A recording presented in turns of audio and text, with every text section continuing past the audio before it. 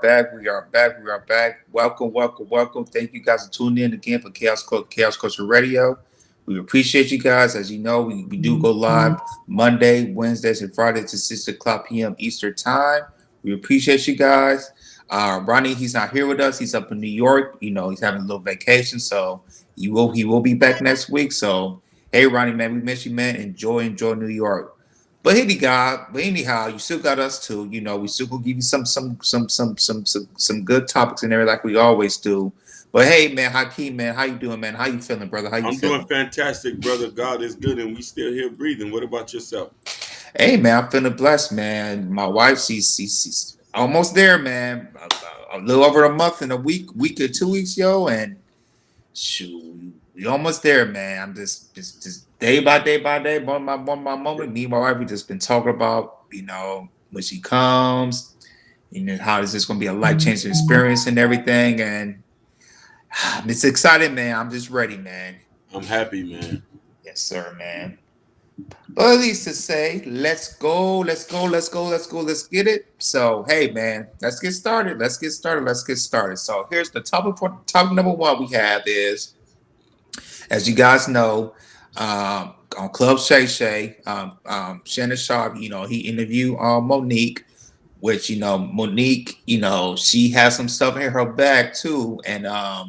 And she went off with some couple of people, some trending topics, she talked about, the color purple, the Taraji P. Henson situation, the Oprah situation, Lee Daniels and Tyler Perry, but also the feud with DL Hughley, and also Tiffany Haddish as well, about such situation as well. So, without further ado, we're gonna play the few clips for you guys. After that, we're gonna chop it up. Go ahead, Hakeem.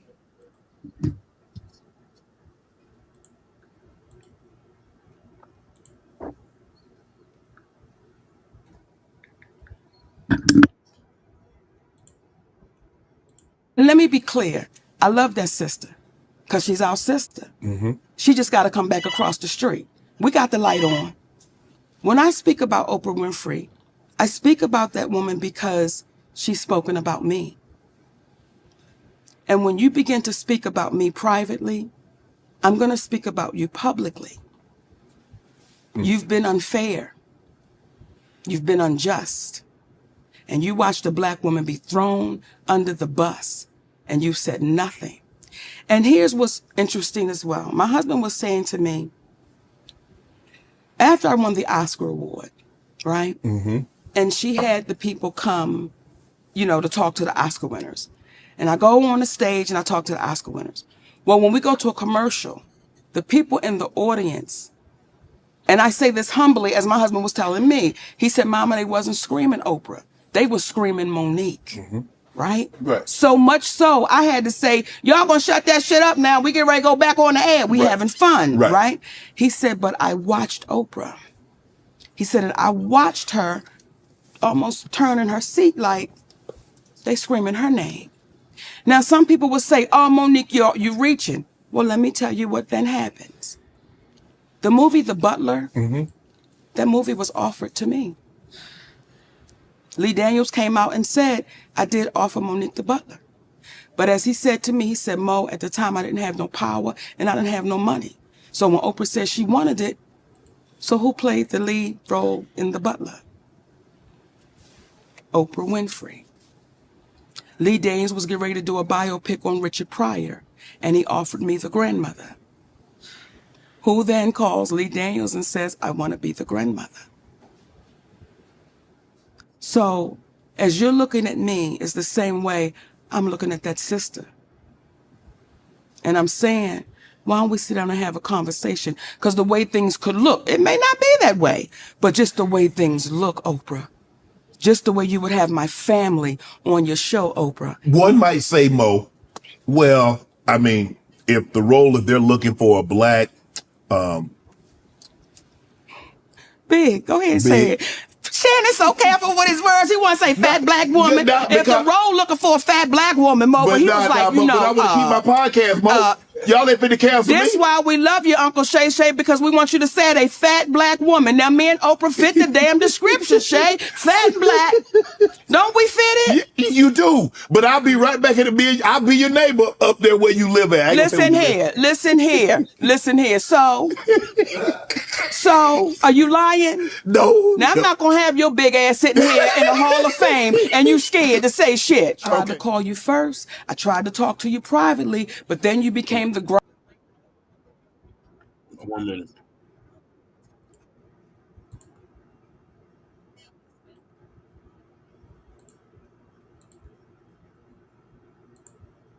Right. Family is sacred. And we know that you don't cross the line when it comes to family. Correct. Right? I do DL's radio show. Yes. DL Hughley is not there. His team is there. Mm-hmm. And Shannon, we having a great time. I mean, baby, we having a great time. We going forward, back and forth. When we get to the end of the show, they say, Monique, you want to play a game? Well, I want to play. I said, sure, sugar. Let's play a game. And it's a game called Would You Rather. No. Okay?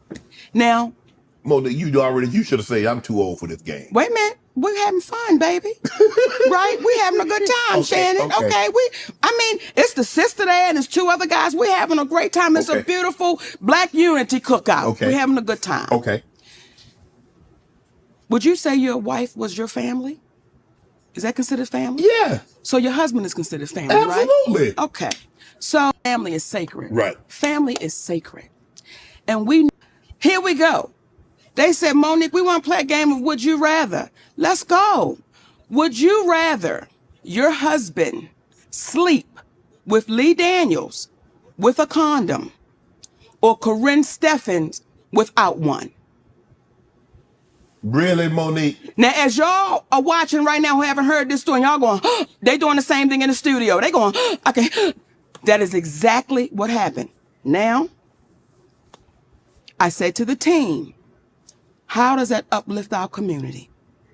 I said, sister, and her name is Jasmine, how could you ask another sister that? Well, we just planned. I said, tell me the joke in that because I don't know what you're insinuating. Then you're involving people that have nothing to do with nothing. Like, what are y'all doing? So I said, I'm going to call my brother. DL. I'm going to call my brother. I call DL Hughley. Here we go. They say on the phone. I say, hey, baby. Yeah. Huh? That's how he responds. Yeah. Did he know it was you? Yes, because they called him to let him know Monique's going to be calling. Right. Like this, it was getting crazy. Right. I'm like, just let me get on the phone with my brother. Right? Yeah. Hey, DL. Yeah. I said, listen, I just got off the phone with your team and they wanted to play this game, Would You Rather? And it was like, stupid, like asking me about my husband and Lee Daniels and Corinne Steffens, and his exact words, well, that's how we do it. I said, DL, how does that uplift our community? And again, I don't know what y'all trying to insinuate, but brother, what you doing? Like I said, that's just how we do it. So it is what it is. Now, it got so ugly that my attorney had to send a cease and desist. So it never aired. So we have like, when Cat Williams talk and people, truth tellers talk, we have recently on the phone.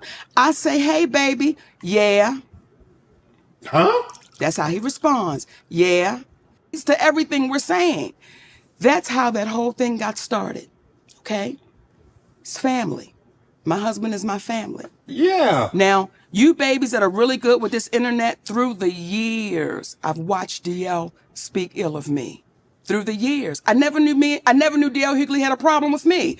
But when Cat said they all a group, he forgot to put DL Hughley in the group. Mm-hmm. Through the years, I was bitter. I was dangerous with what I was doing, saying that it was inequality. My husband didn't know what he was doing. This went on through the years. I was unloved, all of these things.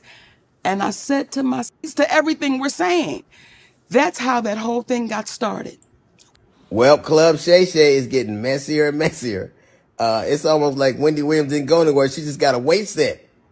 So Monique was on. Every time I see Monique these days, she's on doing some greasy ass video with her and her daddy complaining about something. or working out. I don't know nobody that work out that much and gain weight unless every crunch you do got captain in front of it. But apparently she goes on Club Shay Shay and tells the story about how she came on my radio show and I wasn't there at the time. And my co-host Jasmine Sanders played a game that we played all the time with everybody called Would You Rather. She apparently was so offended by that she says she got off. She called me. Monique did, and she said I was very dismissive, like, Monique's a liar. When Monique did call me, I heard her complaints. I listened to her and I pulled the segment. So if I had been as dismissive as she alleges I was, that segment would have aired. It didn't because I respected her wishes. She's a liar. Well, Club Shay Shay is getting messier and messier.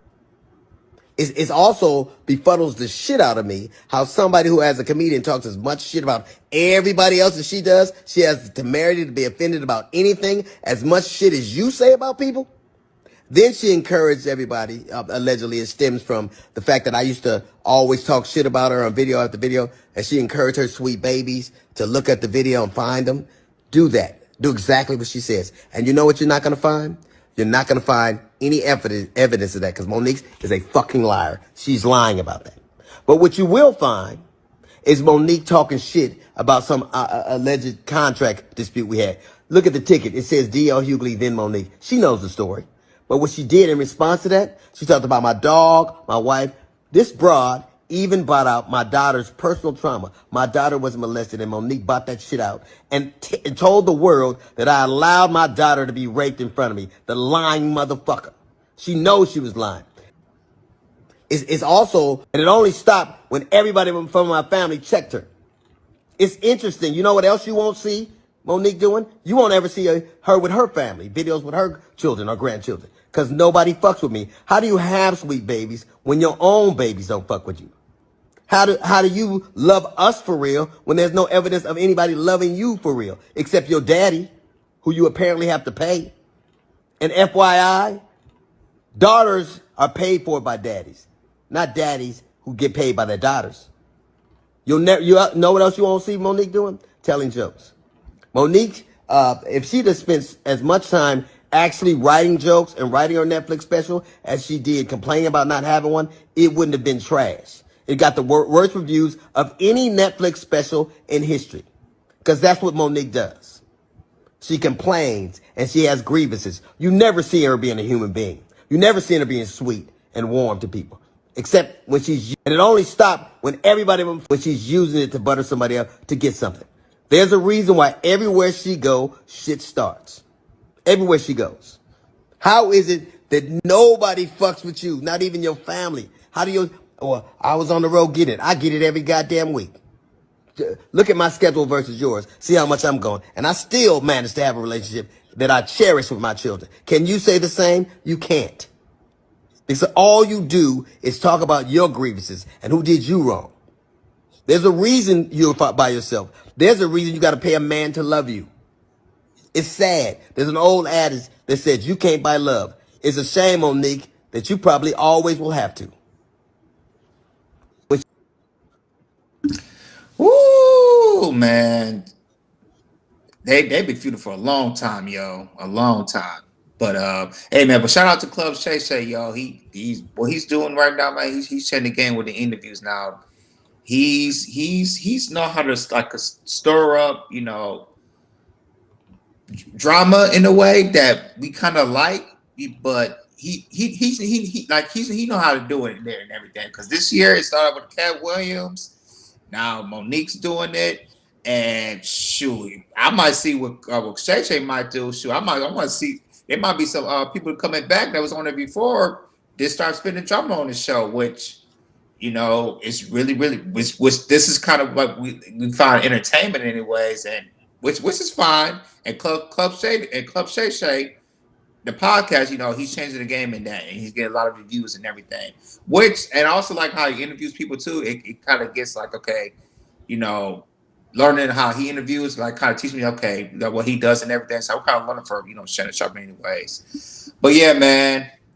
Like I said, Club Shay Shay, he did they got a 2-hour interview with Monique, everything. And Monique, she went off on people. But that biggest thing was that feud with D.L. Hughley and Monique and everything, because they've been feuding for a long time.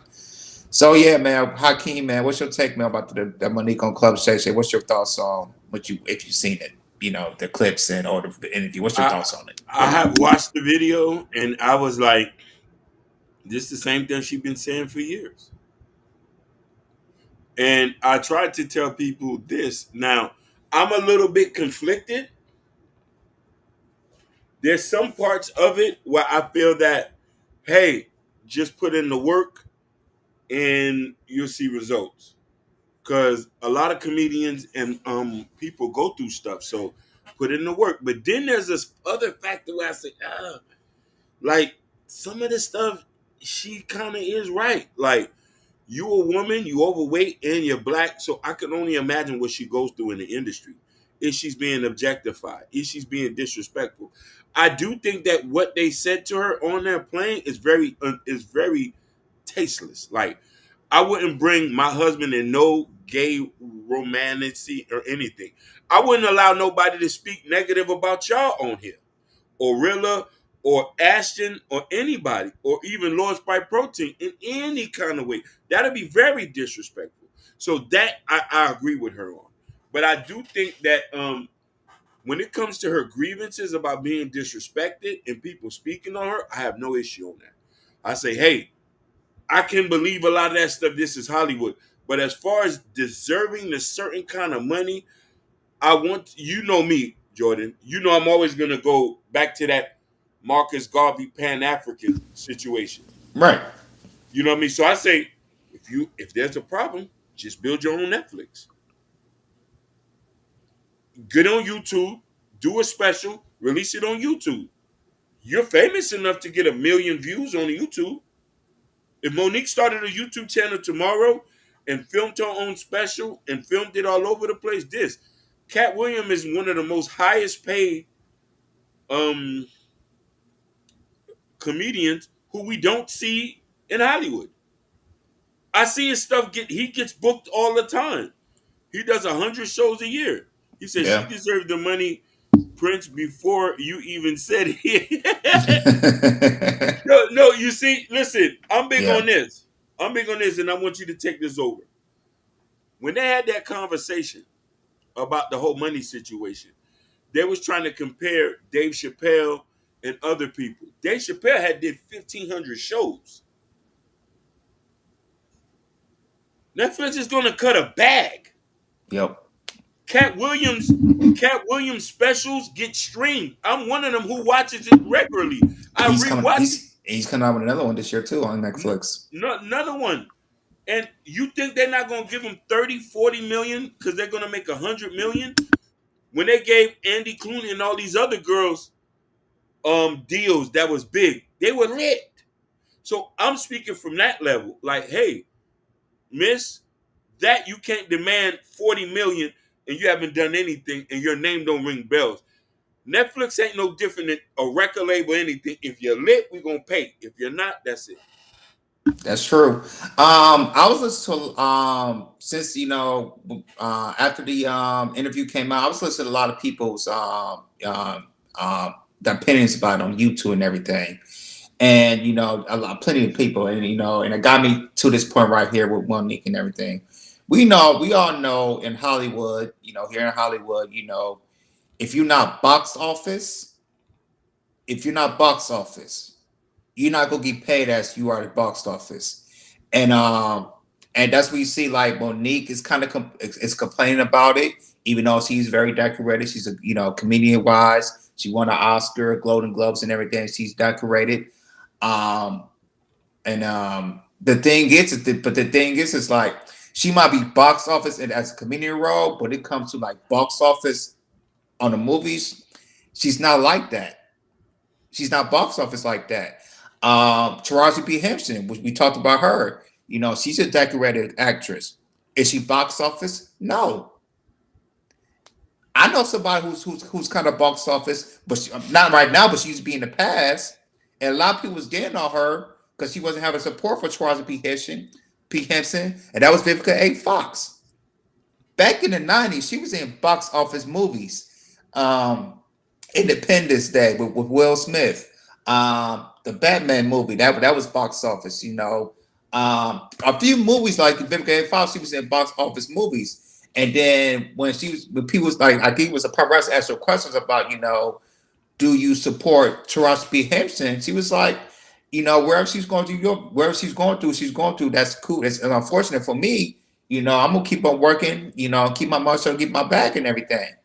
Because I think with Vivica A. Fox, she know how this Hollywood business works and everything. If you're not box office, you're not gonna get paid as these box office people.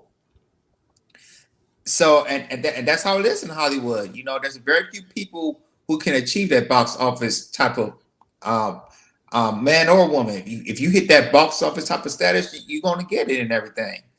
Fortunately, it's not a lot of black women that I would like to see who's really really box office like that.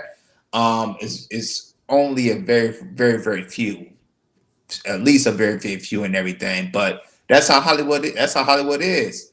Going with the feud with the DL Hughley, and the feud with her Monique and everything. I just feel like they need to come to a truce because personally for me, this feud has gone way too long and everything. And to me, to me they're too old to be feuding like this. This is personally for me and everything because they've been feuding for I think maybe 10, 15 years now. I mean, I remember one time it was so bad that what DL was talking about when they was doing a show together.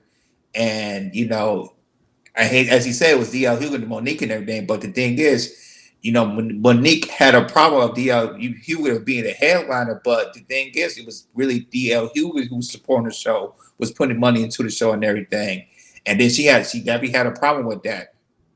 And my thing is, it's like for two comedians who's been in the game for almost 30 years now, I believe y'all should be sharing the wealth and everything.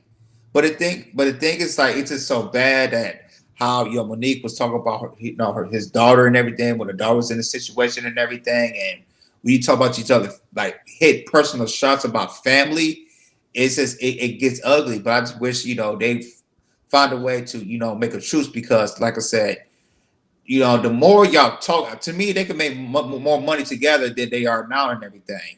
But I don't think it's not going to happen. But also shout out to Monique. She said she was she went on a live. She said she's going to be on tour with Cat Williams. And she talked about how her and Cat Williams they like Siamese twins and everything. And but I think that tour is going to be really very well. Also the situation she was talking about, with the Oprah situation as well. How back at the time when I believe was she Oprah was like a producer of Precious, I believe.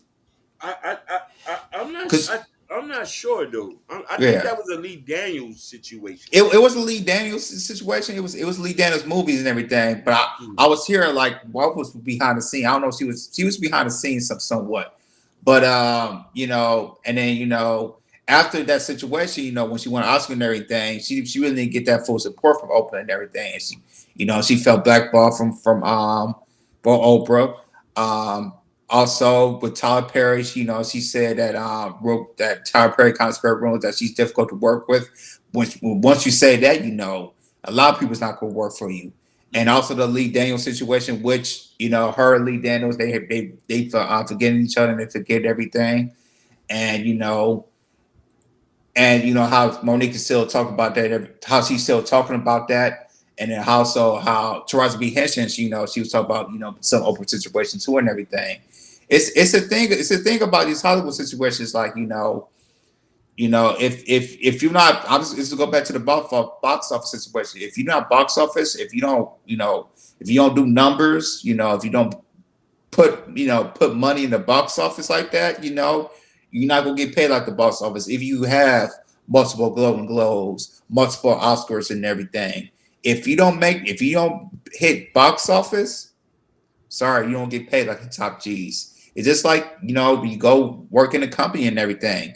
You have workers, you have managers, you have store managers, you have district managers, and then you have the top tier in the company. And that's how it works like that. So it's just very simple, with Monique and everything. I mean, I love Monique. I really do love Monique. She's a fighter and everything. I remember she sued Netflix and everything, and people thought she was crazy, but she got, and then she wanted a settlement for that too. So shout out to Monique, But sometimes I feel like Monique, she, this is sometimes she complains a little bit too much. I feel like she complained a little bit too much, just for my taste and everything. I think sometimes that Monique, there's certain things she needs to be humble with and everything. Because how far has she become and becoming everything as her as a comedian, as the actress and everything. She did a lot of things that a lot of black women who are not who won't achieve as an actor or the comedian and everything. So I really like Monique as a comedian and actress. She's one of the greats as a comedian and everything. But for me, at her age and everything, I just feel like show a little bit of humbleness at where you are right now, because a lot of black women's not gonna get a snippet of where she's gonna be at. That's a fact. Brother, you spoke so eloquently and you hit the point. I could just only add on to what you say. But I also want to he says not even a little bit. Let's read what these titles say. Yeah, go ahead. She said, unfortunately, she'll never be humble. Cat Williams and Monique problems are self-inflicted. Let the Black Queen complain. I like it. I like that. She said, "Those are your people." She said, "NJE, you have to tell them to settle down." Now, we have to use this as an example.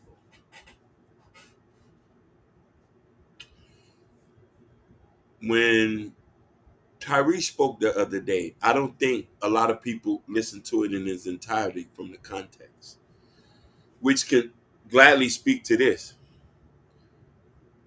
When we speak about other races talk bad about their own people, but not to this extent. Since we never had much, as soon as we get a little something, it's a problem. A lot of us come in this game feel that we're entitled, and that's the biggest issue too. Monique feel that she's entitled. Just like you said, Jordan, her career has been beautiful. For God's sakes, how many other black actors have gotten an Oscar, regardless of what the role has been? How many black actresses have fallen down to the waistline in California? Because let's be real about it. For 1,000 black girls who come to California, only 3 make it. Yep. You barely. And how many of them end up in sex work? A lot. And sex movies. If they want to stay in California, it's a lot. Because they don't want to leave California. They don't want to leave. Okay, I'm going to get even touchy now. Well, let's start even go to YouTube. There's a lot of guys on YouTube that other people are jealous of. I'm happy these brothers are making money. I want to learn from their template. I'm not hating on these brothers. Some of the stuff might not be, some of the stuff is a little tasteless. We over here in the Chaos Culture Radio crew, we ain't doing that, but we respect them boys. We salute them. We say, hey, we see you. We trying to catch up with you, but we don't hate you. And hopefully they see us too. And they do see us. They do see us and they love us. But let me tell you something. I wish Monique and Kat would approach this situation a little different compared to our other counterparts. And I know a lot of people don't like when I say this, but there's a lot of people in Hollywood who is very underrepresented. I don't see them complaining. You know how many Asian actors there is that don't get put on? And the few Asians that are up there, I don't see the other Asians that say, Jackie Chan and Jet Li was the only one who was getting money. No, them boys, the other new Asians came in, they kept grinding, they kept doing, they pay homage. Jackie, Chan, Bruce, them boys set the way for us. I never heard them complain. Look at the Mexicans. Very underrepresented in the movie industry. Very underrepresented. They don't complain. You have George Lopez, the other fat one. They're the top 2, and maybe that girl here in Ugly Betty or whatever. You don't see nobody complaining. They're supporting their Mexican sister. I see you. Throw me a leg up. Throw me a leg up, which the Mexicans do. Us, man, that nigga tripping. He ain't better than me. I sell more shows out than him. This is where Tyrese was coming from that sentiment. He didn't say he wanted to be Latino. He loved what the Latinos do and appreciate. Go on there and complain on Club Shay Shay. It ain't moving us no forward. It's setting us back 20 years. People forget to win is unity. To win is unity. Unity amongst Germans, Latinos, Arabs is so beautiful that we can learn a lesson from instead of us complaining about who's winning and who's not winning. This was a question. I want y'all to go on YouTube, and somebody did a wonderful piece about why Eddie Murphy and Martin Lawrence didn't get together at the height of their careers. Eddie Murphy gave a great answer. He said that we never had that, so everybody trying to be the boss, so we all feel like somebody's going to take their shine. It's enough money for everybody. Mm-hmm. I don't want to be the top dog in charge. If another podcast like one of y'all, I want Ashton to be bigger than me. You see what Fresh Sound said? Yeah. Club Shay Shay? He said Club Shay Shay is causing more division than bringing people together. That's 100%. Yeah. That's 100%. Don't get me wrong. Cat Williams' interview was funny, but it did ruffle some feathers even for me. Because I keep it real with you. We love Travis Smiley here. I don't know what everybody say. Travis Smiley from Alabama. But what he did in Miami, you would think he's from Miami as much as we love Travis Smiley here. That man is a man of God. That man lost his son. And when people was picking on him about crying, I say enough was enough. Cat has a right to speak on it. I don't know if these guys spoke on him in the way. I didn't hear they spoke with so much vitriol that Cat was saying. Don't get me wrong. A lot of people got an issue with people talking shit. The better to win a fight is to be quiet. Yeah. That's true. And that's true. And the thing is, it's like it is a big problem, even though, for instance, like for the Kings of Comedy, you know, with Steve Harvey, DL, Bernie Mac, and Cedric Entertainer. You know, a lot of people don't know. You know, it was really a little bit of Steve Harvey and everything. Like, you know, there was some hating between Steve Harvey and Bernie Mac. A lot of people don't know. Steve Harvey was hating for Bernie Mac because Bernie Mac was the top G. He was the funniest. When they went on the road, like Bernie Mac brought the house down. And that's why Cat Williams was talking about that at the time too. So I just feel like, you know, when a brother is doing something who maybe has a little bit more talented at certain things, we hate. Why do we hate for that for some reason? If that man's talented, he just talented. He just better than me. There's nothing you can do about it. There is nothing you can do about it. If somebody's, sports, music, anything in the entertainment, if somebody's better than you, they're better than you. Only thing you can do is get your ass back in, get back at home and work on yourself. You know, work on your craft. That's the best thing you can do. If you feel like somebody better than you, work on your craft until you say, hey. You go out there and say, hey, I've been working on this day and night, you know, putting no sleep. Let me get out there, maybe get back home, work on my craft until I get there. If you believe yourself, you can get there. And I just feel like, you know, in our Black American community, when we see something that's better than ours, we just like give up and everything. No, shout out to the great Michael Jordan, you know, and shout out to Kobe Bryant. His yesterday, congratulating him. His statue his statue's coming out. I mean, his statue went out. Now he has two more statues coming out, a number 24, and then also another statue with her and her daughter, with Gianna and everything. So shout out to the late great Kobe Bryant. Man, we miss you, brother. And this is why my Kobe Bryant's my favorite player.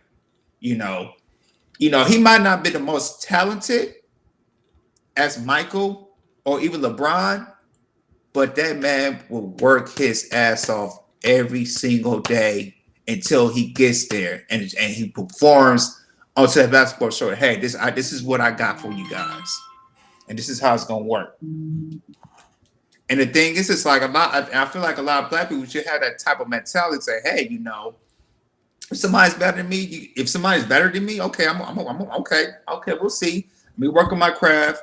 Let me do what I need to do, and I'm gonna show you when I come back out there. I'm gonna show you what I got and everything. You might beat me one time, twice, 3 times, but I'm gonna let you know that I'm coming for you. I'm coming for you. I'm coming for that spot. I just think that we need to have that little more of a mindset. Go ahead, Hakeem. Brother, you said it again. I want to highlight what Lord Sport Pricing said. And I want them to understand this. This is a person who's a brother of ours. And he noticed something that we see every day. But we don't want to address it, and we'll get emotional when somebody else sees what we're doing. Right. Too much attitude in the blacks, the negative energy is a cancer. He's not telling no lie. We see it time and time again. We even see how we do our own people when we go to business. You know how many black people fuck or mess over black people? And then when we start to try to compare and contrast to other races, and we say, hey, they doing over there. You can't never just... And I want to add this too, Hakeem. There's some. I mean, it's not all in our black community. We do this sometimes too.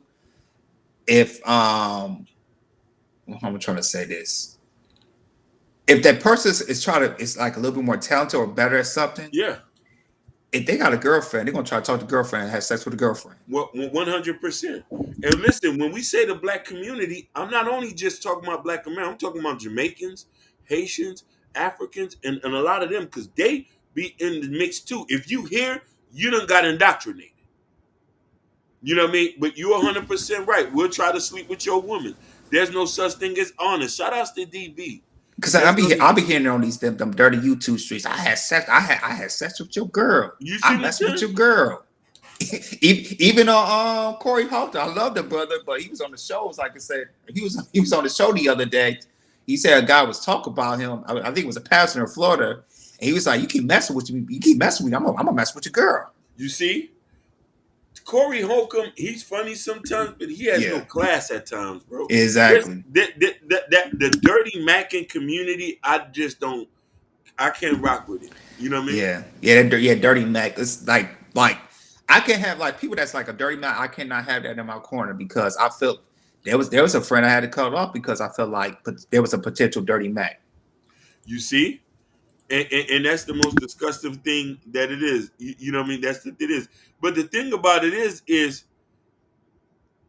put the fire emojis then. Hey, fire. Put in the fire emojis. Put in the fire emojis. We're not playing no games. We not condoning no sympathy. We coming straight at the next. We not supporting indoctrination or victimization here. We do not support that. We work here. He gets up every day and work, and he doesn't beg, cry, or stump. I do the same damn thing. My mother was a freaking maid half her damn life. I've never seen her complain. I don't got a goddamn to be blaming anybody but myself. My mother was a maid, and she's given us a life that is, I've never heard her spoke negative about any race. Yep. Or who holding her down. My mother, my auntie who had passed away, she was a field worker in the fields cutting sugar cane here in Florida. You think it's crazy? We never complain. We are humble. We don't beg for nothing. We thank you, America. That's so true. These people with the opportunities they get, and you crying with millions of dollars. Feel you. Jordan, these people with millions of dollars crying. Right. Now think about the average folks. Like I said, we complain too. Come on. But y'all got more cushion to cash than we were ever dreamed of. Ever. Come on. These people have millions of dollars, free lights, free water, $14 ring. And listen, people might say, "Oh, y'all on some conservative shit." You forget who you talking to. Yep. So, like I said, when we listen to Taraji P. Henson say, "I'm tired of doing this and doing that," I mean, I get it. I get it. Taraji, you know, you like I said, you probably definitely pay Uncle Sam a little bit more than we do and everything. But at the same time, everybody pay Uncle Sam. Thank you. Yes, we're talking about Monique. Yeah. Yes, yeah. DB. Yep. Yes. DB. Just to clarify what we say, the disrespect and the calling and the division, we don't support that. I'm just saying that. But as far as her feeling like she deserved this amount of money, please just go and work harder. That's it. Exactly. That's all we saying here. We're not talking about anything else. Right. Because she's already the best of the best. She's very decorated. Like I said, we said earlier, she's been in the game for 30 years. 30 years. Listen, won an Oscar. Not many black women in this game has won an Oscar. Had her own television show. On BET, late night talk show. Late night talk show. She has many accolades. So I'm wondering where somebody stopped you at. I was growing up watching her. She had still going on tour as well. Millions of dollars. Taraji and all these say, "I'm tired of getting underpaid." Maybe you need to decrease your expenses, baby. You've been a millionaire way before we is. We living good and we don't got millions. Right. We know you in the classic of Baby Boy. In the black community, you already when you do classic stuff like that, you already rich. Thank you. We see you as rich. She said, "Guys are wives because you be in the classic. Guys are wives and husband girlfriends holding us back from more than anything." Listen, one thing they have been saying, and I think there's been a shift in Monique. It's that dude who's next to her. I don't know if he think he a pretty boy or he wants to live like Delafonte or something like that. Brother, I don't know where you come from. I respect you, but you're getting Monique off her britches. I get it, Hakeem, but the reason why I think he's there because Monique, a lot of people don't know, Monique has a mouth on her. Yeah. I'll get the husband that, like, you know, the reason why she's there because Monique, she will let you know. She said, like, you know, before I met my husband, you know, I was slick with the mouth. And when he came in, he kind of say, "Hey, bro, you know, you gotta be chilling there and everything." So there's sometimes I understand why he shouldn't be there, but I also understand how Monique is as a person as well. Go ahead, Hakeem. DB, so y'all saying people shouldn't speak out? I'm not saying that. She has a right to speak out what she's feeling. We have a right to have opinions about it. Just to clarify what we say, for her being disrespected as a black woman, we do not support that. The thing, and mind you, if Oprah, Tyler Perry, and Lee Daniels was stopping her from getting a bag, that's division. We do not support that. What I'm saying, DB, is if you come into a game feeling you're owed something and deserve, no, honey. No.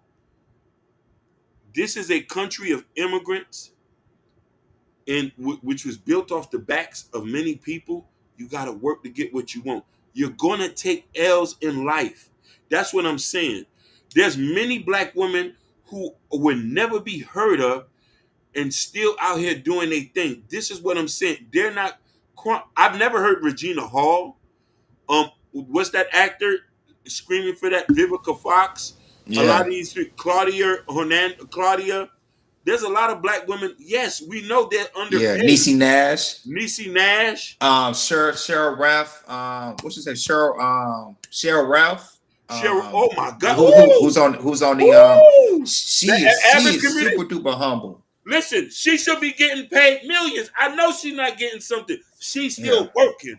Yeah. She's still working. Cheryl Ralph, she's from Jamaica. Listen, a lot of people don't know. Her grandfather designed the Jamaican the island suit that everybody wore. Yeah, Viola Davis has spoken about that, but the thing is, Viola Davis, she's one of the rare person who's box office.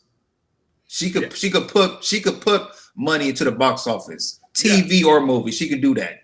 So Here's the thing, though. Here's the thing. Angela Bassett, yes. Yeah, Angela Bassett as well. But here's the thing, though. DB, I want to mention something. I said something earlier in the conversation that it is. My brother can speak about this for me. There's other races who are very underrepresented in Hollywood. I don't hear them complain that much. They create their own economy. The Asian community do not have no big movies. They don't do nothing. They're booming in China. They're booming in Korea. We're not able to see that. And I'm gonna add something too. The our black UK actors and actresses too. Yeah. You see them coming around and everything. Yeah. They're not saying anything. So, even though they come here, they want to be they want to come and do what they do and win and everything. I think they know what's up, what's going on in Hollywood and everything. But the thing is, they come in, they work, they do what they do. If they get tired, maybe they can build their own stuff and everything. Us as Black Americans, well, most of us in the industry, we know what's going on and everything. And if you don't like what you like, go ahead, get out and build your own and everything. And build your own company and everything. Go ahead. Listen, you notice the Indian actors don't even care about coming over here to get a deal. You know that? They're millionaires where they at. They got Bollywood. Same thing with Hollywood. You also know, and I want to mention something too, DB. She said, yes, the rich y'all. DB, we party at the Ritz, y'all. Shout outs to you, baby girl. Happy birthday. Happy birthday. Listen, they did her dirty. Who they did dirty? Repeat that again. You see, y'all didn't hear Viola Davis tearing down other black creators. She did not. But I want to mention something. DB, you know that I gotta mention, because I don't know, when I say blacks are not underrepresented in movies, I don't know. We always been in movies. I gotta say this.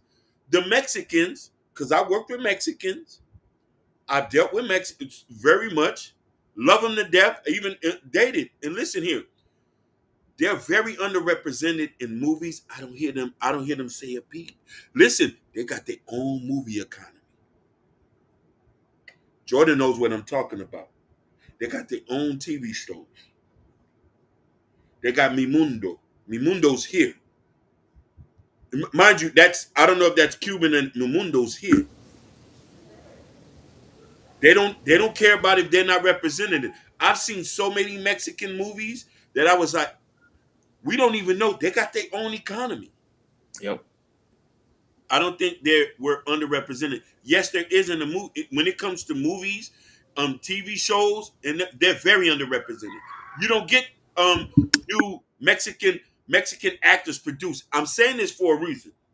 Monique has been in the game 30 years. I understand when we're talking about a pay gap, or what are we talking about. But if we try to compare and contrast to other people, what are we talking about? I understand. This is our sister. I love her. I want her to win. But complaining is not going to move the needle. What moves the needle is, do me a favor. Take $150,000 or $1 million of that money you made. Start your own production company. Or get with a group of actresses and put it together and make your own. Exactly. I would say there's a whole lot of black women actresses, like I said, who should be, I believe, who should be working together and build their own company to produce and everything. Because if they're complaining like you say they do, if they right by you, see if they can work with you and build your own company and everything. But majority of some of these black women, black actresses, like I said, they're cool. They're cool with what they got. And she said Monique was complaining, but everybody else is just speaking out. Listen, I didn't say that, DB. I didn't say that. Monique has a right to speak her feelings. I'm just saying, okay, I'll give you an example. Angela Bassett didn't win the Oscar this year. Remember that? You know what she did that was so ladylike with poise? She went in and crossed her legs like this. Woo! Yep. Now this year she got her honorary Oscar. She could have said something. She could have said something. DB, why didn't Angela Bassett scream out that day? It would listen. The room was so thick. The men had to say, "Auntie, you know you were a star in our eyes." Auntie. Yeah, she's already rich to us. Angela Bassett should have won an Oscar. I said that. She did multiple not win. Oscars. Multiple. She crossed her legs. She's already an Oscar in the hood. Damn sure ain't nobody gonna talk bad about her. Damn sure ain't nobody gonna talk about her. He said Mo is playing the squeaky wheel card. I'm just saying. Listen, a lot of people are underpaid in Hollywood. Whites, blacks. I'm just saying some people talk out, some people don't. Why you think there was the union last year with the movies and the actors and in the studio last year? It went on for like 3 or 4 months and everything. Of course, like I say, they were trying to get a deal because they are super duper underpaid, and a lot of people don't know. The thing is, if I was one of the actors, I'll be doing something like me and Hakeem Ryan doing right now. Make our own. Make our own. You know what I mean? We don't want to practice division. If you got listen, it's more better for us to, if we got a problem with somebody, call your brother in the back. Like, man, you know we got issues. Let's get this together and get some money together. Hakeem. Also, before we go to the next topic, we want to Stephen A. Smith also made a comment about this too, and we'll react to that as well. Go ahead. Okay. You want me to play it now? Yeah, go ahead.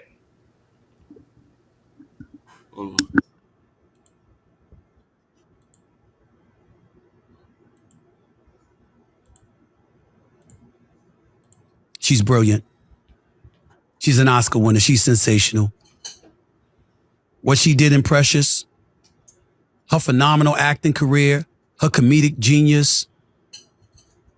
Monique, I don't know if anybody said this to you, but I'm going to say this to you, and I'm going to say it to you out of love. You always say sisters or brothers when you're talking to black people. Well, this is a brother talking to you, Monique. You look very bitter. You look like the light has been stripped from you. I don't know what happened. I'm not going to call you a liar or anything like that. I don't know. I never asked Steve Harvey or Kevin Hart or anybody or Tyler Perry or Oprah Winfrey and all of this other stuff. I never asked. I don't know. But I know that you're telling stories about Oprah. I'm not saying false stories. I don't know.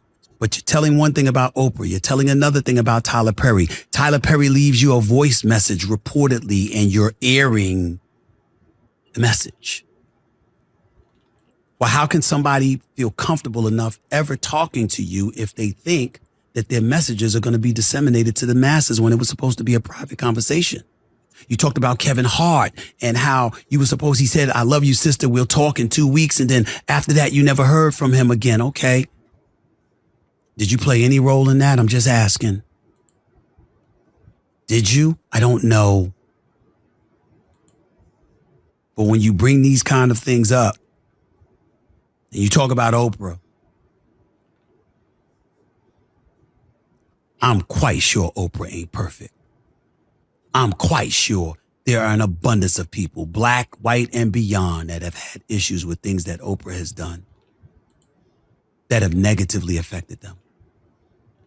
But we all know how much positive Oprah generated for so many of us, because she showed us the way in so many ways about how to excel in this industry and in life. Does it have to be that bad? Even after all this time? It's just a question. Something that I want you to think about. Shannon Sharp had Monique and Cat Williams. I'm not looking for those interviews to interrupt his shine. He get his shine, I'll get mine. But that's my dude. And if he comes across as doing something wrong or doing something that people feel that I should be compelled to comment on, that's why I chose to comment. That's my position. I hope y'all can understand and respect it. And if you don't, you don't. But you know where to find me. This ain't the only Stephen A. Smith show you gonna see. I'll be back with more. Monique, she's brilliant. How do you feel what Stephen A was saying, Hakeem? And not to draw it out because we can go all night with this. He said I agree with him. This is another person who they talk bad about every day, and he voiced his opinion, and he does this. But I just think that we at a point right now, man. Like if somebody say something, it's just hot air. And if you got an issue, man, let's just get to work, man, and let's fix the problems. Like let's stop talking, man. Like this shit ain't gonna get nowhere. You know what I mean? Yeah, I feel you. I mean, I definitely agree with what Stephen A was talking about. What he said about, when he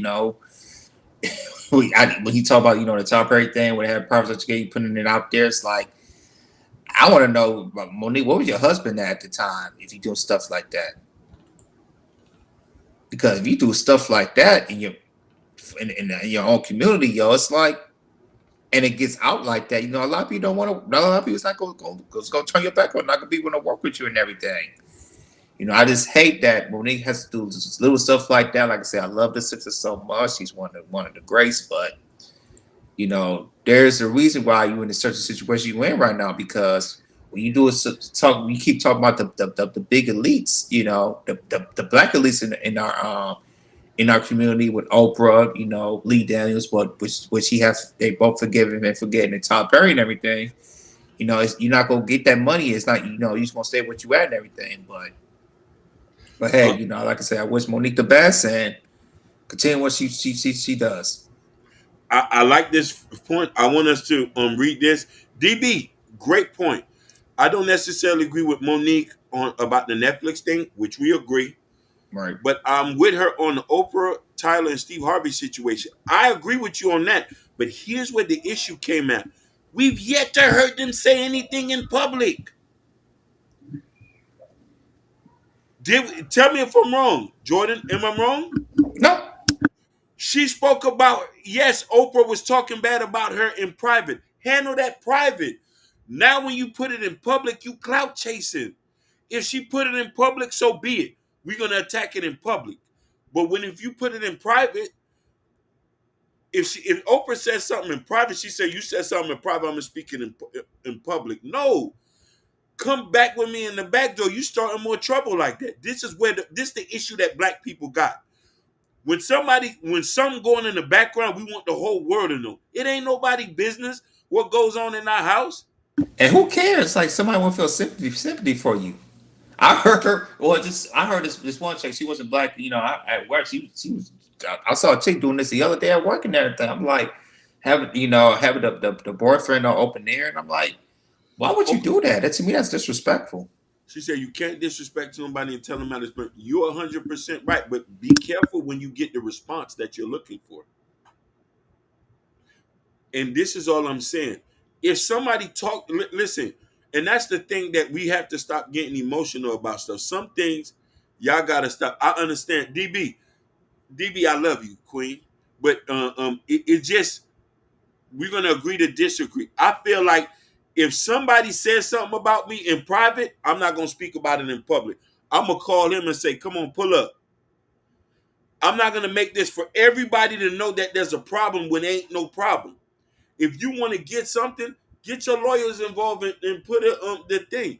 But when you put it out in public, it's another thing. But I hope they work they out. I love Monique. She's a queen. I pray she gets whatever she deserves. I don't want nobody disrespecting her in public. Let me get that clear. In public, I don't support that. But if they're talking shit behind closed doors, it ain't nothing to even tell people out in public. That's it. That's all I got to say on that. Yeah, that's true. And the DB said, did she try to have a conversation? She did, but when the situation happened like this, it's like, how you have this conversation when you doing slimy stuff like that. I can't talk to nobody. You do slimy stuff like that. It's hard for me to work with you. Not even talk to you, even work with you in general. I can't do that, Bruh. Listen, I've had problems with a bunch of people and nobody would know in public. Facts. That's the thing. Nobody would know in public because eventually we gonna work that shit out. Right. And it ain't nobody business to know in public. I could scream and cry and I'll go to my cousin's house and roll over the floor and say, man, I want to beat these dudes up. Ah! and roll over the floor and start crying. Man, I want to go get a couple guns. Yeah. They'll calm my ass down and say, man, you're tripping. But I never once thought about going on TikTok and doing the TikTok story. Guys, do y'all want to hear? I didn't mean to come on TikTok today. Do y'all want? I'm gonna tell you what me and the guys have an issue with. Right.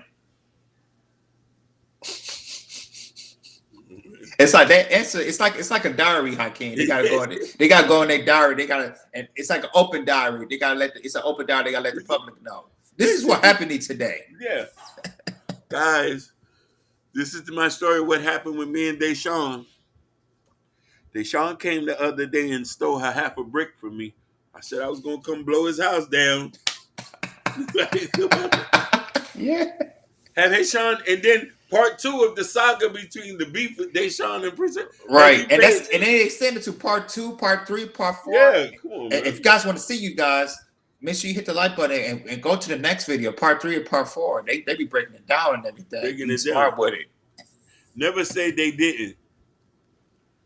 Man, I get it, but it is what it is. But yeah. All right. We're gonna go to the next topic. We're gonna do this one. We're gonna do this one. Since we'll kind of make it. We on the trend right now. Yeah. So there was a woman. This came up today. It was about Planned Parenthood.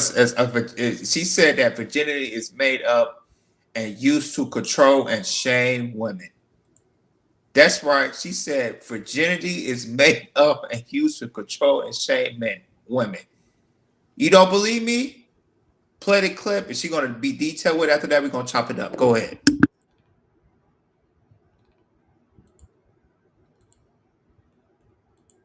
Virginity. What is it? And what's the big deal about losing it? Let me cut to the chase. Virginity is a completely made-up concept. It's a term that was created simply to control and shame people, mainly women. A virgin is someone who's never had sex, but it's not as simple as it seems. For one thing, medically, virginity isn't a real thing. In some cultures, people place a lot of importance on the hymen, a thin, fleshy tissue located at the opening of your vagina, as a marker of virginity. But the status of your hymen doesn't actually mean anything. That's because having penis and vagina sex is not the only way a hymen can stretch open. It can happen by putting something in your vagina like a tampon or a finger, riding a bike, or doing sports. So you can't tell if someone's had sex by the way their hymen looks or feels. Another reason the idea of virginity is complete nonsense is that sex means different things to different people. Generally speaking, society tends to define sex in a very narrow way: penetration, penis into vagina. But where does that definition leave queer people? Or folks who can't or don't have penis and vagina sex, and choose to have oral, anal, or another type of sex instead? And not everyone's first sexual experience is consensual, meaning that they were forced or pressured into having sex. There is also a double standard on who carries the burden of virginity. Society puts pressure on men for not having sex at the exact same time they shame women for having it. Make it make sense. Either way, shame has no place in someone's personal decisions about sex. It's time to throw away the notion of losing your virginity. What if instead of losing something, we reframe it as gaining? Because the truth is, when we make our own decision to become sexually active, we aren't setting ourselves up to lose anything at all. We hope we are gaining things like intimacy, self-insight, pleasure, and empowerment. All of these myths around sex and virginity can be so hurtful and overwhelming. But here's the one truth you should remember. Sex is defined by one thing and one thing only: you. Maybe that's being fingered for the first time. Maybe it's having anal sex. Maybe it's having your first orgasm. Maybe it's masturbating for the first time, or when you enthusiastically consent to sex. That's the beauty of your sexual journey. You're in charge, and you can figure it out on your own terms. Choosing to have sex, when, what kind, where, who with, is something that only you get to define. Oh, okay.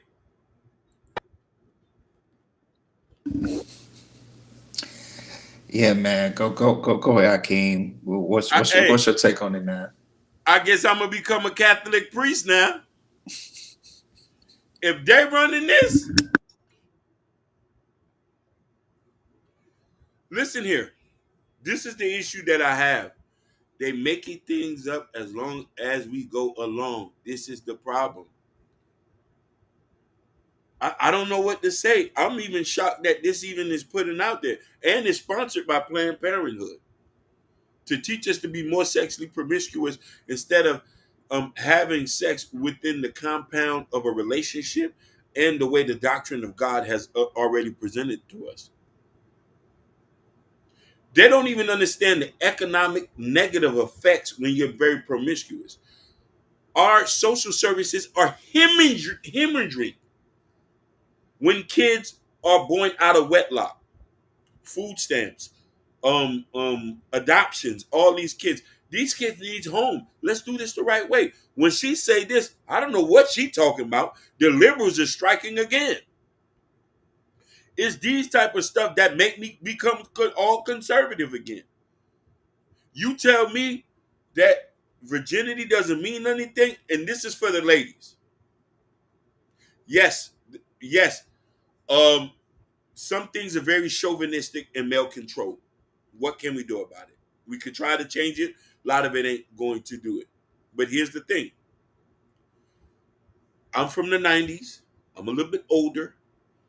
And the concept of virginity and the concept of being pure, men do care about these things when they want to care about pair bond. And we want the same thing for our daughters. We want the same thing for our sons. You might not think about this, but those conversations are had with their sons as well. Hey, we don't want you to be out here sleeping. If he was raised in a household that was respectful. So that stuff she was promoting, that's new to me. I don't know nothing about that. My kids won't be. When I have kids, I'm gonna be involved in my daughter's sex life. A lot of people might think that's weird. We might be Muslim. I might treat her like a Muslim and get her married off.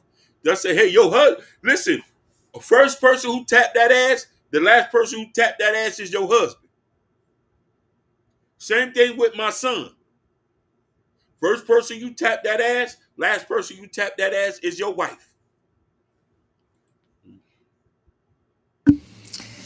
Hakeem, man, I don't know where we are going because this is some new stuff, and will not be surprised this was made here in California because they're doing a lot of stuff here in California, shaking some stuff up.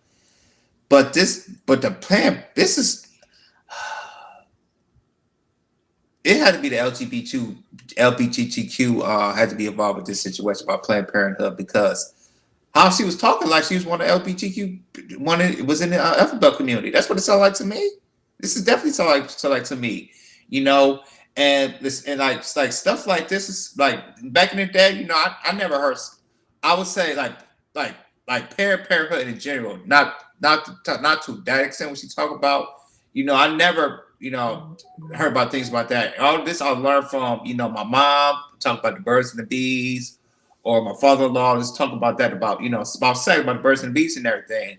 And I feel like what Natasha was saying, it should be taught about your parents and everything, But when it comes to this mess right here, that's why I'm like, I don't know if I'm gonna put my child onto get onto the internet very early or get on the TikTok stuff like that because and also monitoring my daughter as well by watching some stuff like this because it's a lot of stuff on these internets, social medias, on televisions, commercials, movies that promotes a lot of sexual liberation and what I'm not cool with.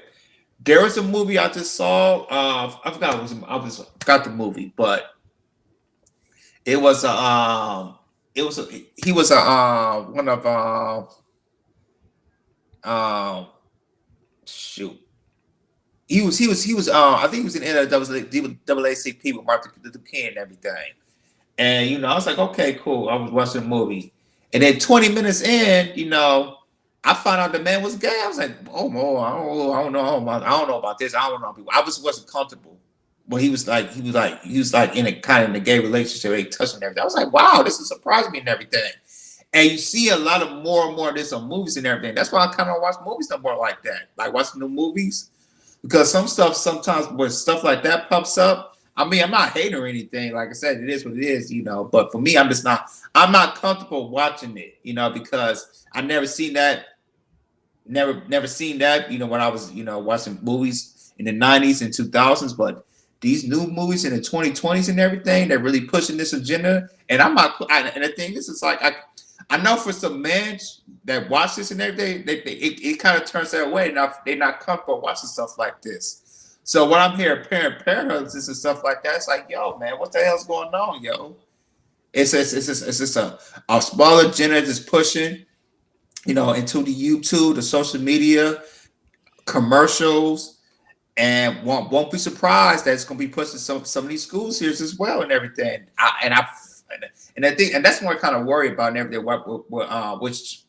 What school I put my child in and everything at the time, because and here in California, it's really really wrecking up out here and everything. So for me, I don't really don't like that, especially in my household and everything, because this is what we don't practice in our household. So for me, I just got to be very I'm gonna say word. Just be very be very very careful of here of what my child watch, what school that she goes to that kind of promotes stuff like this, because it's just coming more and more and more, man. And people that's family who's like Christians or Muslims who has like a family structure that don't mess with that type of things. I just feels like it's kind of knocking on their door and they try to push it away and really try to be make sure your child is fully sexually liberated, which I don't want my child to be either. I know there might be stuff that my child might experience some things, but it's important for as parents just be there for your child. Talk about stuff that they're going through, what they're feeling and everything. Just like we have done from generation for generation for generation. So yeah, man, how we turning it right now, man, it's not looking good. Jordan, you always hit it right on the nail, right on the nail, right on the nail. My brother, I'm just going to add on to this thing. He said people have been calling out parenthood for years. Natasha, this is so beautiful that you say go on dates with your kids, ask them about their day, what they're watching, what questions they have, and what they're thinking, and you always would be surprised how much to process. One thing. Now, Natasha, we're very lucky being raised in the Western Hemisphere where there's the concept of dating. And I don't know if a lot of people, Natasha, I don't know if you remember, at one point I was Muslim. And you could not go on date with a Muslim girl. There's no such, the concept of dating is not there. You can hang out, and her brother or her dad has to be in the facility at the date, at the thing. If we all go out to the movies, her dad, her dad are going out, or her older brother, and they sitting in between you. Now, there's a point that I want to get, and DB, I want to stress this fact. My ideology is based on my upbringing. My mother is very fundamentally is a Christian. I've explored religions in different ways, but my mother has always frowned on promiscuity. on me and my brother. She had our foot on our necks. My brother didn't have his child until he was 45. I'm 40. I'm 42. I still don't have no kids. I didn't. Hey, I'm 33. I'm about to have my first child. About to have his first child. And listen here, DB. Listen here, DB. She's very and listen, she had focused on us and very focused on marriage. So we're very strict on this. And here's the thing. I want to comment on what Jordan did. My mother restrict us from watching certain things, reading certain literatures. And this is why we're at this stage where we're very conservative about sex, kids, marriage, and a lot of other things due to our upbringing. So a lot of people won't understand this, and they probably think, "Oh, this was your dad." No, my dad doesn't have outside kids. So this is a cultural thing we do. It's a lot of men in my family who still don't have kids due to the women in our family. You might have thought it was the men, due to the women in our family who was very strict about this. And mind you, and you want to know where the strictness come from? Religion. Now here's the thing. We might want to, a lot of people might not want to like to hear this.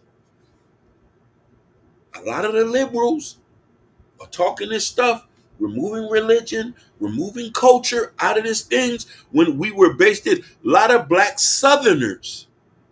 I'm talking about real black Southerners, real Midwestern people from back in the days. A lot of the stuff that are being presented now would not be agreed. She said, I don't agree with promiscuity either. To be 31, no kids, celibate for 3 years, never had sex outside of a committed relationship. So, DB, we're in this. Listen, we're right here. We're right here, baby. So you understand. So that ideology, what me and you are on, you're gonna pass that on to your own kids. So we can agree with what she's saying. Is this is indoctrination right now to make us more loose. Our kids are already loose as it is. When we leave them to their own vices, that's why I'm even strict about letting a kid have their own iPad unless if it's not controlled. Because Exactly. I got You got a child lock on that boy. Listen, I got a friend going through some things right now, and he has a daughter. He's a single father. He's a single father going through some things with his daughter, and these things that are telling them in school.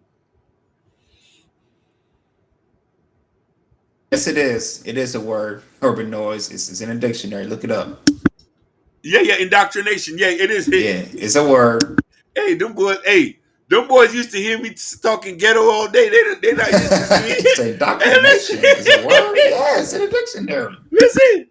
I had to pull that out my college bag. You know? Them boys used to hear me talking ghetto all day. You know what I'm saying? Now I'm the pastor today. So DB, you said something that was so profound. Natasha stamped it with 10,000%. We need to police our own kids. My beautiful brother here, everybody, I want you to congratulate him. He's about to have a beautiful daughter from a beautiful woman. He has morals and values, I think, that's going to set us right to the next future. And I only want to do that too.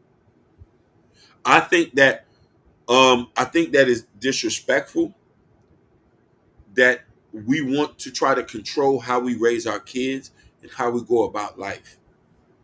And what do we do with our own kids? And to put the power in the kids' hands is very that. And it's a liberal thing. This is why I say old black Southerners are conservative. Most Mexicans are conservative. Arabs are conservative. Definitely Nigerians, Cubans, Puerto Ricans, Dominicans. You name it, a lot of these people are conservative. They have conservative views. They have religious values that are conservative. These liberal views are a U.S. type situation. We used to be very conservative when, religious fundamentalists are conservative. They still follow the text the way God has presented to them from the beginning. If you go down to Mississippi, go to some white churches, women are still wearing dresses down to their knees. They're not in tight pinstripe dresses. And that's what I'm saying. A lot of this stuff, we're making it up as we go along. I pray that we can put a handle on the black community. Because you want to know why? The black boys are suffering, the black women are suffering. Especially the black women are suffering the most. They're the ones who statistically are not having husbands. And they're spewing these things. And our girl Princella trying to bring y'all over the fence as well. She wants you to no point, no this.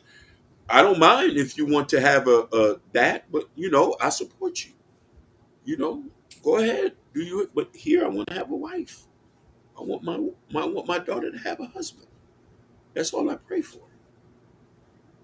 She say, oh, listen,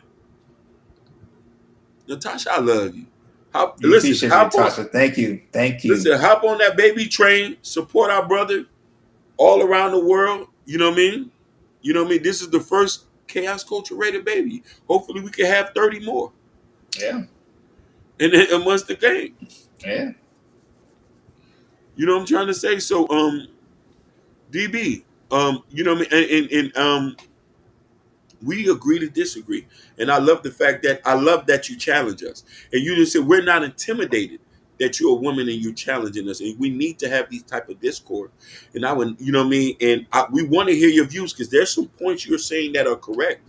So we can come to an understanding as far as a man and a woman. Go ahead, bro. And yeah, also DB, if you ever want to come up on Wednesdays, we have open panels. If we have similar topics, something like this, come up on board and let's talk. Your voice, like I said, we want to hear your voice. Your voice should be heard.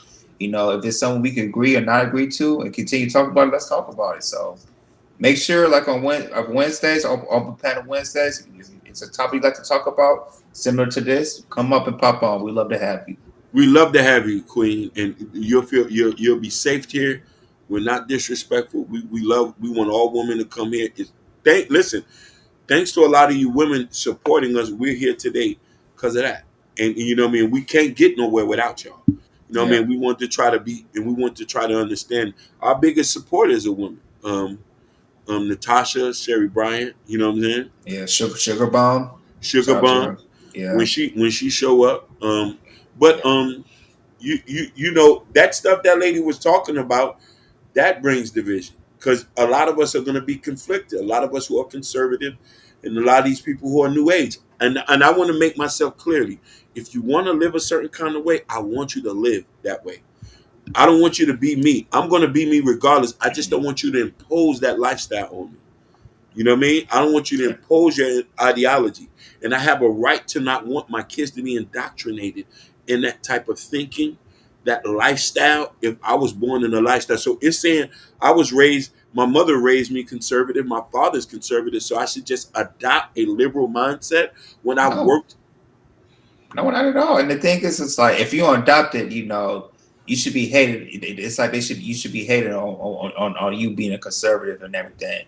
And that's why I like where we get right now. Like, with the liberals and the conservatives, it's always a battle. You like I said, you living on the, what you the conservative side, they're bad people, or the liberal side is bad people. People have different opinions. Period. Whether you agree or disagree. It's not like all the stuff that you agree to, that you disagree to.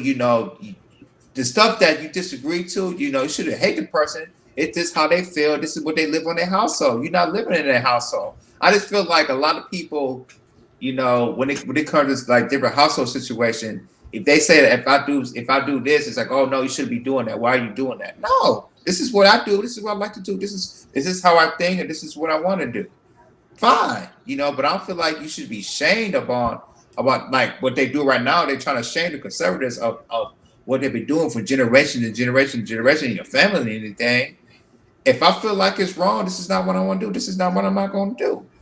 You're not going to be and this is why I kind of hate what California is doing. Is like I said, for instance, like we talked about this last year, Hakeem, that when it comes to schools and everything, if the child can pick their own, if they're gay, if they're their own alphabetical letter, and let's just say, my daughter, she's she says, maybe she's lesbian, but I know that she's not lesbian, she's straight.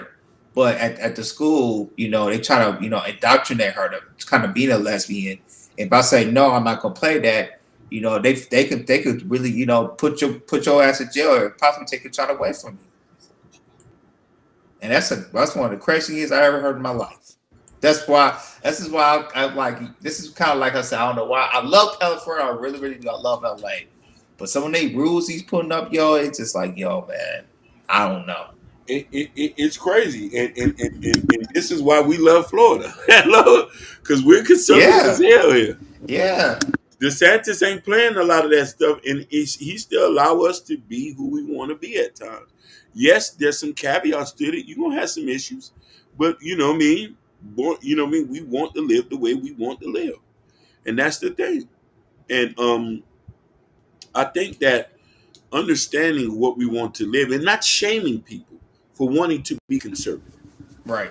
You know what I mean? And we're not shaming people for wanting to be this. I'm gonna say something about Princella. There's a lot of things I can agree with her on.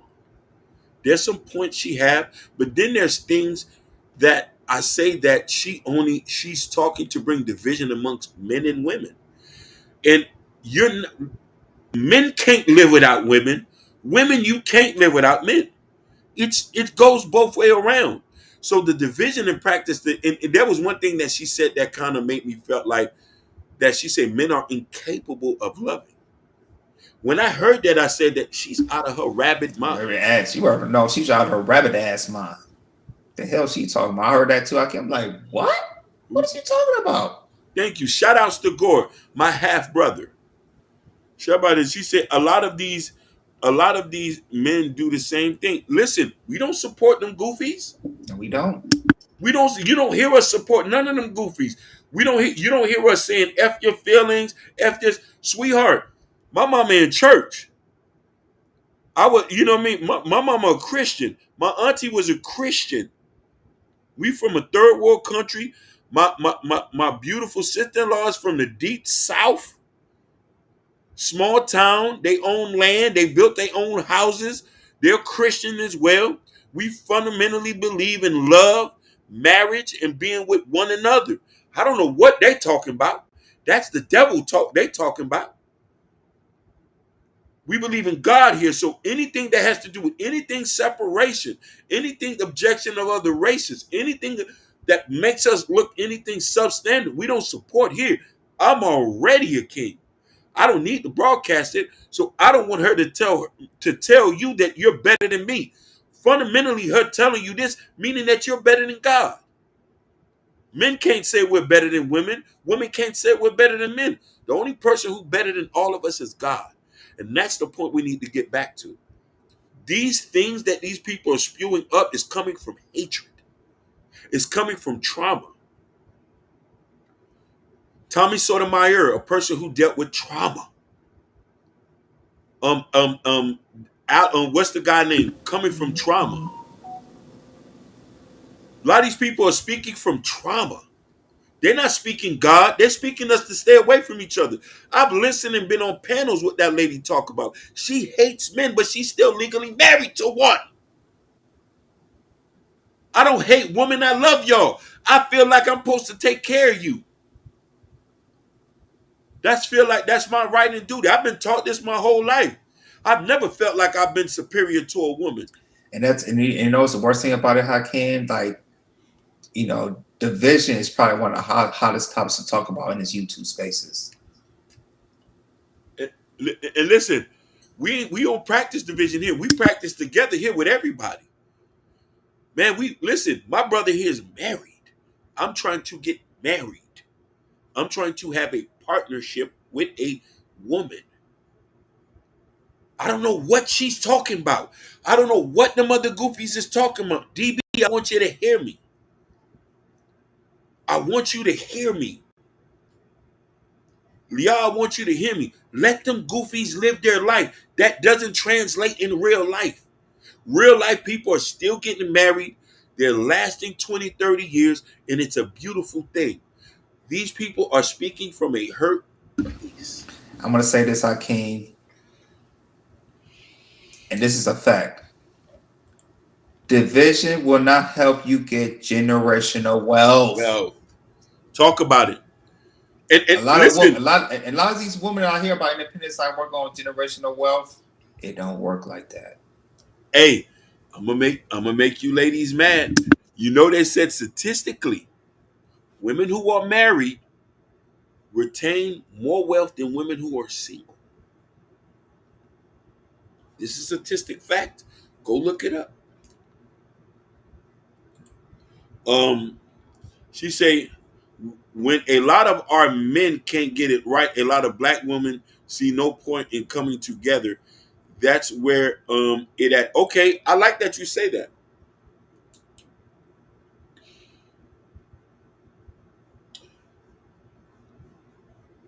We've been struggling forever. Everybody struggled forever. So now it's an issue to still struggle. You have bad apples, you have good apples. You got to be a judge of good character. Wealth is built with two people. Sometimes a person comes into the relationship with a little bit more than the other. That has historically been happening. Sometimes it's a man, sometimes it's a woman. We do not hear a lot of these stories because they're not publicly talked about. Some men become millionaires. Their wives had more money. She invested into them. Some men become millionaires. They invested into their wives. But when we have the conversation about they can't get it right, the whole world is unequal. Some people are blessed to be in better families than others. And some men come from different situations. Some women come from other situations. Statistically, more women go to school than men, and men go to blue collar trades. Women go to school. There's an unequal. It's always been like that forever. That's in whites, blacks, Hispanics, and everything. My Mexican brothers, not a lot of them have degrees. They're landscapers. Their women goes to school. I'm not speaking for all of them. I don't never hear their women say, "I don't want to struggle with him." And the thing is, they usually make more money than the women. All the time. All the time.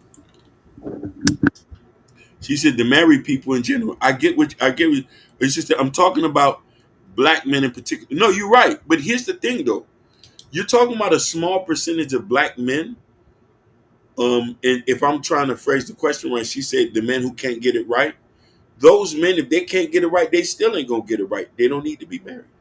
But there's a lot of women who don't have a problem building with a man and do not throw it in our face. There's tons of women out here. I know some women. I've had women who poured into me. You know what I'm trying to say? I still think that the old ways are still going to work. This new stuff they talk about, I don't know. It only making us not married. Jordan, and listen, prior before we got on the show, Jordan had said something that was shocking to me. He said that they've lived in California and they couldn't find a married couple. And I was telling her there was one that's close, but they broke it off. They broke it off. They was engaged, but they broke it off. And I was happy for him too. I was so Hakeem. Like once I found out he got engaged, I gave him a bottle of Moet and a card. I was like, congratulations. I was thrilled. I was happy, but unfortunately it didn't work out. So you know what I mean? Yeah. So I don't know what to say then. You know what I mean? I love our people, but I don't want us to get caught up in this mess. Like, what do we talk about? When can we deviate? When can we deviate from making stuff up and go back to what things work? My mother and father been together 42 years. My dad didn't have nothing when he met my mother. My mother was the one with the money. You know that? My mother was the one with the money. My mother was a businesswoman. She came here. She came here with money. And that's another misconception a lot. She came here with money. My dad didn't have nothing, but my dad, when my mother seen what in him, she poured into him. He turned into the breadwinner later on in life. I wouldn't be here for that. Yeah, a lot of people got different stories, and sometimes it's worked differently. Like I don't know what to say. That's why I say we have these conversations, and these things are very there's I wouldn't say a small part. She said in my age, that too is it's like because the thing is Yeah, LA is huge. I'm not saying that there's art in yeah, it, but it's just hard to find because how big LA is. is yeah, You know, LA is a huge city. You know, meanwhile, we've been here 5 years and everything. We've been out and about and everything. I'm not saying there's none because there are some. We still looking, but hopefully we will find some. When we have our kid, we take, we go to certain places where family goes and everything. Maybe we'll find some, but right now, places that we were like go around, we haven't seen anything lately. So hopefully we'll see some more. I'm not saying hope is not lost, but we eventually, hopefully we'll find some. We have a kid, maybe we go some places, we'll find something. Jordan, move to a place where affordable living is better for single family homes. That's a Yeah, wild. I mean, I'm looking for somewhere outside the city, so Yeah. that's Uh, something to look at. this is a perfect question. She said, "Were they young?" I'm not trying to build with no 40-year-old man. You want to No, hear? there was around my age. Yeah, there was around my age in like Yeah. in No, 30s. Yeah, in low 30s. Yeah, they was in my age. she was talking about me. She said, "Were my parents young?" My dad. Oh, okay. Listen, my dad had me at this age. My dad had me at 40. At 40, he at 40. Yeah. My dad's over 70, 75.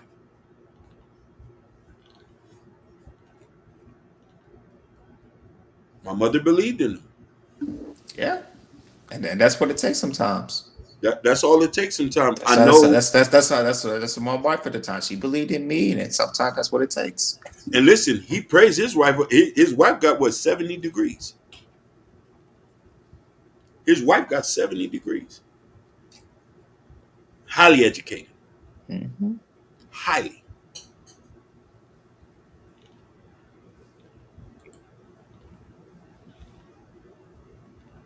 Um, Yeah, to each his own. to each his own. No, definitely. Listen, once you doesn't fit all, you got to find what works for you as well. Me personally, I don't care if a woman's broke. I would take her with broke, still living at her mama house. Like it's the other way around for women though, not for men. Like you could be broke, not going to school, and men would still take you and pour into you and build. But some women today won't do that. You know what I Yeah, mean? yeah, We all know that. Some men don't care about is this. We just care about if you're nice and you're very family oriented, and if you know how to cook a steak, well done, and the juice freshly squeezed. right. Or fried chicken, Yeah, fried or fish. fried fish, right? Whatever. Okay, okay. We're gonna go to this next topic. Well, Wait, we got enough for what? this last topic. I Yeah. wanted I want to do this one about Flacco because I definitely want to get your opinion about this. I Oh can. yeah. I think he talked about this. This is last month, but I was like, yo, I definitely want to hear your opinion on this one about it's because this goes about the rap community and everything. So this next topic we're gonna talk about a YouTuber named Flacco. He has his own YouTube and he's from he's also a member of No Jumper and everything. Mhm. And he was talking about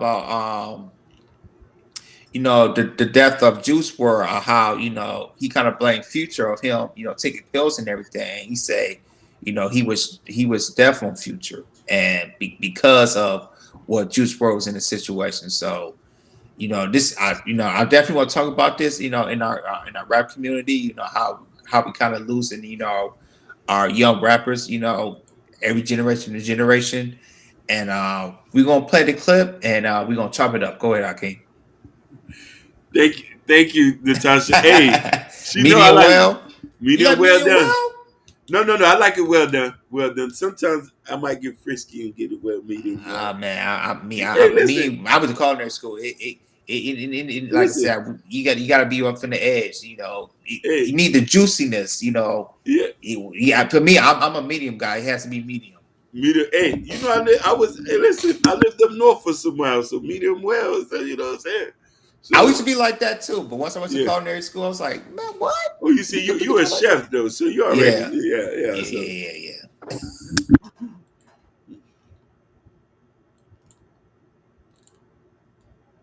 Why to this day, I say, fuck jail. I wish nothing but death and on like a Future. I wish death on Future. And here's what, sure. And here's why I wish death and on Future, right? That seems kind of harsh though, right? No, death. And here's why it's Future. There was a beautiful black boy, man, in Southside Chicago, right? He had a single mama, but he wasn't part of no gangs, bro, and he was in band, art, right? And he did and all the right things, right? But again, a single mama, she goes to work. She leaves this kid to his own vices. Yep. Around the age of 16, this kid who was in band, who was a musical genius, discovered Future. And while his mama is at work and he's listening, that's why to this day, I say, fuck jail. And he's listening to Dirty Stoner in that styrofoam, spending days getting mind blown. And he says, oh shit, bro, listening to Future made me want to do pills and drugs. So then he started taking drugs and pills. Now, he's such a musical genius that this kid went on to be the most impactful rapper of his generation. But that kid died, and he's listening to Dirty Stoner in that. But that kid died on a plane taking pills. It's about Juice WRLD. Juice WRLD. That kid name is Juice WRLD, and he says, I was in band, I was living a good life, and I started taking pills because of Future. So hence, Future's music led him down a path that killed him. Now, too, and here's why it's even more fucking sinister and evil of Future. Nicki Minaj said, yo, I was in the studio with this nigga Future. And he told me, man, bruh, I don't be doing drugs for real, Nicki. Like, I'm just rapping about it. Feel me right, again, because it's cool. So this nigga said, I don't do drugs, Nicki. I'm just rapping about it, Nicki.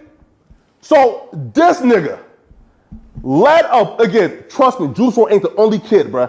This nigga took one of the brightest stars in a black music from us by rapping about a lie that he not doing to fill up his own pockets? How's that fair? How did he deserve to live after taking away from us one of the brightest young stars of our generation by a lie, bruh? So it goes on. What I'm hearing from Flakko was saying, like I said, when rappers, when they rap about drugs and stuff and everything, even though majority of rappers, they don't. I'll say majority of rappers that they don't do participate in drugs. If you go all the way from our generation of rappers and everything, but just to see, with Juice WRLD, her Future, and he got into the drugs and everything, and then years later, it kind of took his life and everything, and it's just the lyrics of of the rap community of like for me, like I hear, like I said, I love rap and hip hop, but the stuff that like they talk about with gun violence and everything, drugs and everything, I knew I couldn't take it seriously, but for some people they take it's like, okay, if I do this, maybe I'll make it big or something like that, and that's what happened to Juice WRLD and other people as well. And with Flakko, he just said he said, no, forget that, don't forget jail. I wish that man, death on him, which is like he was really serious with it.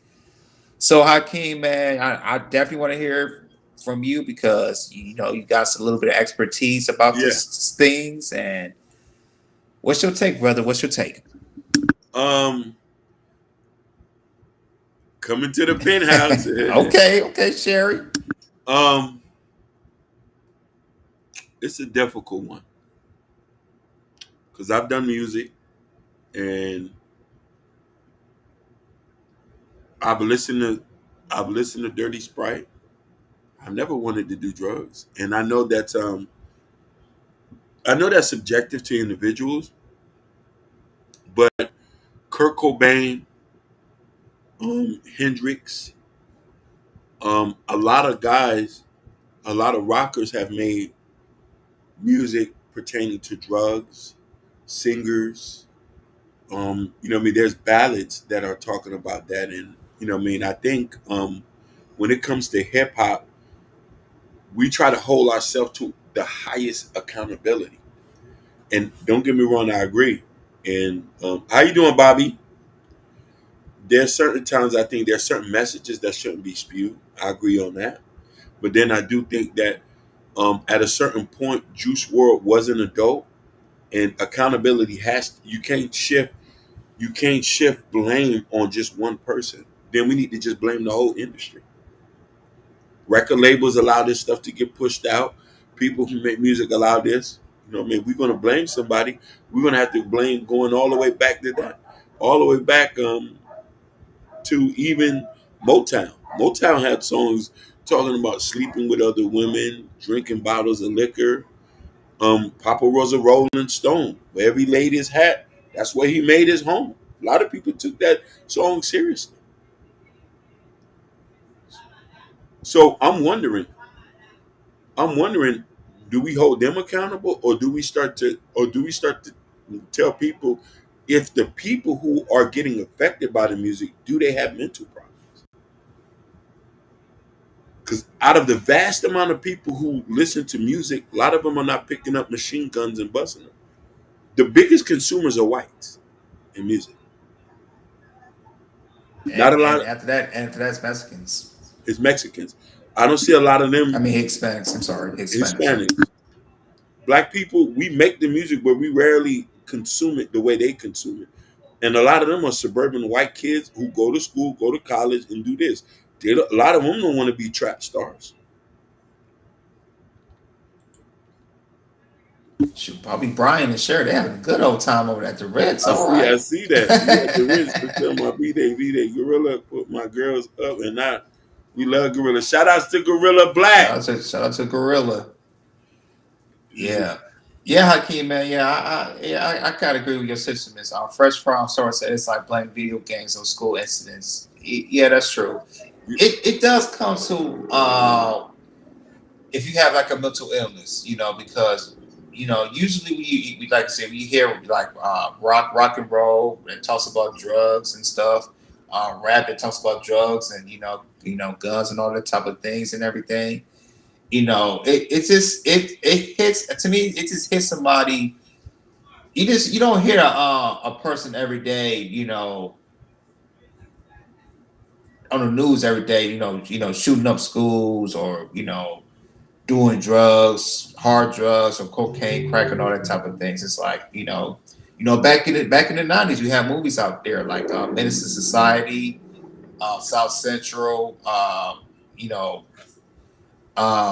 what's the other movie with Wesley Snipes? What was that movie he was in? He was in New York. He was a Kingpin. New Jack City. Yes, New Jack City. Yeah, just movies like that, and like just stuff like that. It's like you said, you don't, like I said, we play stuff like that or play video games like that or listen to rap music like that. You don't hear the people every day, taking drugs like that or going into schools or going to robberies like that. It's just people that does that thing. They have a mental illness, and it needs to be addressed or something like that. And preferably Juice WRLD, I just he probably had a mental illness, or also he probably didn't have a mental influence because he did say, he had a single mother and everything. But where was her father, or where was the uncle, or where was the teacher or the band teacher when he was in band class who can really, put him in a straight line like that? Because it sounds like Juice WRLD wasn't in a straight line, and he got so easy to introduce about Future that to take drugs was that Future didn't do is firstly he took it. It took his life off. It took his life out and everything. So, with Flakko, I kind of disagree with what he was saying. I just feel like Flacco. I think he just dislikes and despises Future for some from obvious reasons, which I clearly don't know. But yeah, man, when it comes to rapping about drugs and stuff or playing video games that goes into drugs or watch movies or like that, usually a lot of people don't take it seriously like that unless you have mental illness and you get into it something like that, or you have no type of influencer in your life and you do it anyway. And once you do it, it kind of it kind of takes you it kind of takes you away, of being in your own reality in a way, not being in the real world, but being in your own reality and being comfortable in your own reality. And unfortunately, and that's how some people mental illness, that's how it works out. Either they could get fixed, they could get help, or either you're gonna go to jail or it takes your life away. And that's how it is right there. He said Juice WRLD looked to Future like a father figure. I mean, yeah, Yeah, because he had no father figure in his life, so that's what he looked at too. he did. I honestly believe that he probably was on drugs way before he got into the music industry. Yeah. You know what I mean? Like somebody who just does that does not just overday, but I don't think that had nothing to do with Future. I think maybe that's a lot of trauma and pain. He was trying to self-medicate. Also, prescription drugs that are bad for you as well. Like what's it? Was it Ritalin and all these medical drugs they try to put you in. Like my brother, he was on I think he was on some type of prescription drug that he was in need that the school kind of prescribed him to take and everything. Yes. Now, my brother, he suffered from clinical depression because of that and everything. Because at the time they said he was acting so hyper in the first episode, how he like to talk like acting so hyper. But my thing, it was so confusing to me because we'd be at home, he don't be acting like that. Yeah. So I didn't know what the teacher was talking about and everything. But firstly, the teacher tried to prescribe my mother to take this, a prescription drug, and unfortunately he took it for like a year or two. But I believe that particular drug really affected him. Right now she's a grown adult and everything, and I just feel bad about it and everything. And I just feel like, as especially in our black community, as being a parent and everything, there'll be sometimes, if you're in a public school or a charter school, because me and my brother, we went to a charter school, and they feel like if you doing something that's abnormal as a child, they'll try to prescribe your kids for something. But the thing is that they will try to prescribe your kid for something, but once they get older and everything, there will be so long lingering effects that your child might have when he gets a grown adult and everything. And I probably believe that Juice WRLD, maybe he took some type of drug that your prescription government school that we don't know about, and maybe it affected him to the long run, and not having an influencer, a father figure, something like that hurt him even worse. And that's why he looked just like a rapper that's the future. Say, hey, I like his music. I listen to his music. He does this and everything. And firstly, he listened. He did drugs, and at the end of the day, it took his life away. Yeah. Hey, DB and Natasha say they don't know who Juice WRLD is. Hey, is that?